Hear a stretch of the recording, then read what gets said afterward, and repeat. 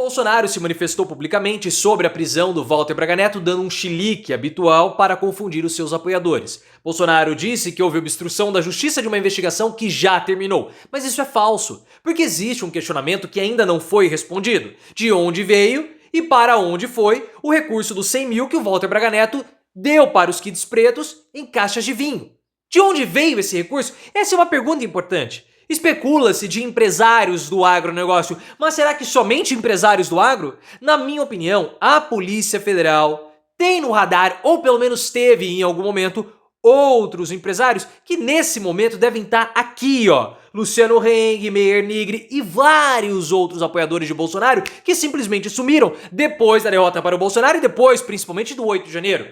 Porque eles foram investigados lá atrás, em 2022, por incentivarem um golpe de Estado. Só que dias antes da reunião do Walter Braga Neto com os kids pretos, esses empresários, incluindo Luciano Heng, se reuniram com Bolsonaro em Brasília e pressionaram o Bolsonaro para uma atitude que seria antidemocrática.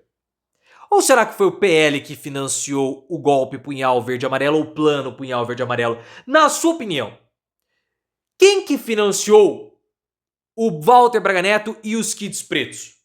Luciano Heng, será que participou disso tudo? O PL financiou esse plano ou não? Quero saber sua opinião. Deixa o like se você gostou da prisão do Walter Braga Neto e se inscreva no canal. O Bolsonaro, no fim de semana, deu um chilique por conta da prisão do Walter Braga Neto. O Braga Neto, ele não foi preso por conta do 8 de janeiro, do julgamento, trânsito julgado, STF primeira instância, não. Ele não foi preso por conta disso. Ele foi preso preventivamente por obstrução da justiça.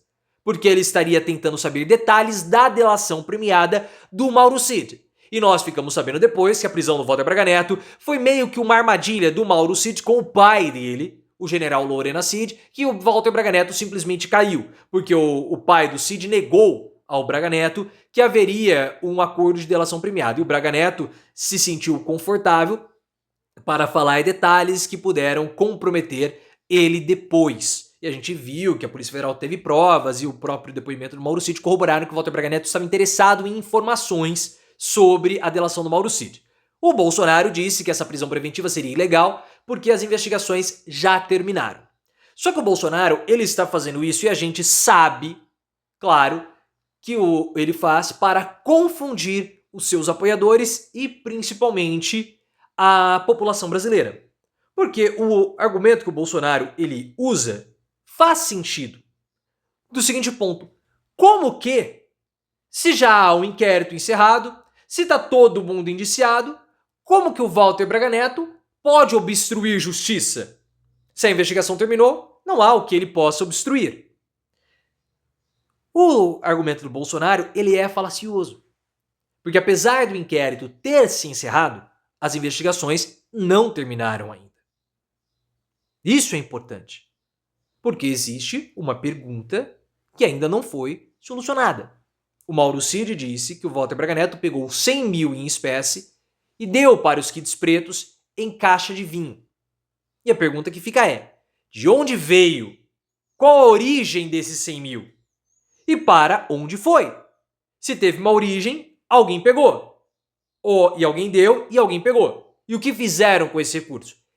Isso é importante e ainda não foi esclarecido. A Polícia Federal tem a suspeita, por conta de mensagens do Mauro Cid e do Walter Braga Neto, que haveria ali o povo do agro, ou pessoas do agro, empresários do agro, deram esse recurso para o Mauro Cid e depois também para o Walter Braga Neto, 100 mil. E por que isso? Por conta de transações que aconteceram em Brasília e também em Goiás em recursos vivos, em dinheiro em espécie, pelos integrantes do plano Punhal Verde Amarelo, comprando celulares, pendrives e outras coisas. Isso pelos áudios do Mauro Cid. E o Mauro Cid também falou que grupos do agronegócio estavam financiando, com carros de som e outras coisas, as manifestações contra a vitória do Lula no segundo turno. Isso também é algo importante. E a gente sabe que eles deram recurso para o 8 de janeiro, financiando carreatas, deslocamento, essas coisas. Só que 8 de janeiro é algo. A origem dos 100 mil é outra coisa. E aí, nós temos que lembrar daquele grupo de 200 empresários, grupo dos 200, tudo, que apoiaram o governo Bolsonaro. E em 2022, em maio, abril, junho, por aí, a Polícia Federal fez uma operação de busca e apreensão contra um grupo de empresários que estava fomentando, ou supostamente fomentando, golpe de Estado em um grupo de WhatsApp. Esses empresários seriam o Luciano Henck, o Meyer Nigri, o dono da Coco Bambu, o dono da Centauro, o dono da Mormai, o dono de um shopping lá no Rio de Janeiro. Houve essa busca e apreensão. Esse Meyer Nigri é uma figura importante, porque o Bolsonaro, ele conversava cotidianamente com o Bolsonaro falava para ele repassar notícia falsa, ele repassava, depois ele jogou a responsabilidade no Bolsonaro. Só que ele teve uma ação importante no governo Bolsonaro porque ele foi o fiador do Augusto Aras com o PGR. Então ele tinha participação no governo Bolsonaro. E vendo aquelas conversas desses caras, a gente via que tinha mais uma intenção de compra de votos ou coerção dos funcionários desses caras a votarem no Bolsonaro do que de fato um golpe de Estado. Só que a situação não para por aí. Por quê? O Heng, o Nigri, o dono do Coco Bambu e mais 2 ou 3 empresários se reuniram com o Bolsonaro no dia 7 de novembro de 2022. Isso segundo o áudio que o Mauro Cid teria enviado, ou enviou, na verdade, para o general Freire Gomes. Segundo as informações da Polícia Federal, esse áudio obtido nos celulares do Mauro Cid e depois teve a delação premiada. Esses empresários se encontraram com o Bolsonaro no Palácio da Alvorada para conversarem com o ex-presidente numa tentativa ali de pressioná-lo a tomar uma atitude que seria uma atitude legal, como forçar o Bolsonaro e o Ministério da Defesa a produzirem um relatório mais contundente e incisivo contra as urnas para tentarem uma virada de jogo contra o Lula. Porque naquela época o Bolsonaro já estava derrotado. O resultado do segundo turno já tinha saído. Isso foi no dia 7 de novembro. No dia 12 de novembro aconteceu a reunião na casa do Walter Braga Neto com os Kids Pretos. Então, se a Polícia Federal não investigou ainda, vai investigar esses caras ou vai passar o olho por cima desses caras, pelo menos, porque eles estão no radar ou estavam no radar. Os caras estão aqui, ó. Eles estão aqui. Qualquer microfinanciamento que eles fizeram para o Bolsonaro, que seja R$10, os caras estão apavorados. E a gente tem que lembrar que houve organização desses grupos, organizados pelo Luciano Heng, para financiarem o Olavo de Carvalho. Lembram dessa história? Lá em 2020, em junho, por aí, o Olavo de Carvalho estava descendo porrete no governo Bolsonaro, estava enchendo o saco. Por quê? Porque ele estava querendo dinheiro.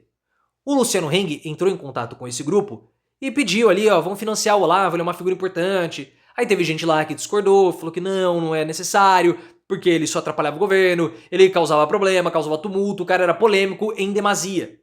Só que depois que houve essa iniciativa do Luciano Heng, o Olavo deu uma acalmada, suspeitando que houve ali algum levantamento de recurso para o pagamento do Olavo de Carvalho. Então esse grupo já mostrou que há a possibilidade de organização para financiamento.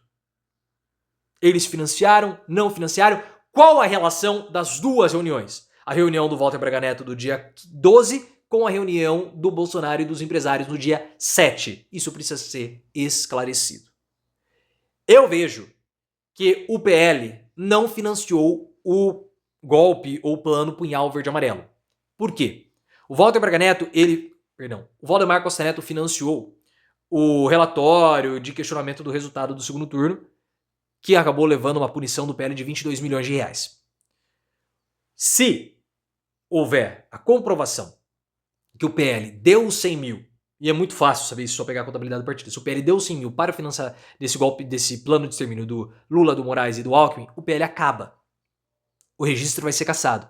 E por mais que o Valdemar Costa Neto seja um político poderoso hoje, se o partido dele acabar, ele perde toda a influência política e todo o poder que ele possui. Então, na minha opinião, o Valdemar Costa Neto não seria louco de financiar algo do tipo. Porque ele perderia o partido, ele perderia o poder e ele seria preso. Então, se não foi o PL, e na minha opinião não foi, porque isso sim acaba com o partido, terceiros financiaram. Quem eram esses terceiros? Ou quem foram esses terceiros. Então aí que está a linha de investigação da Polícia Federal a partir de agora.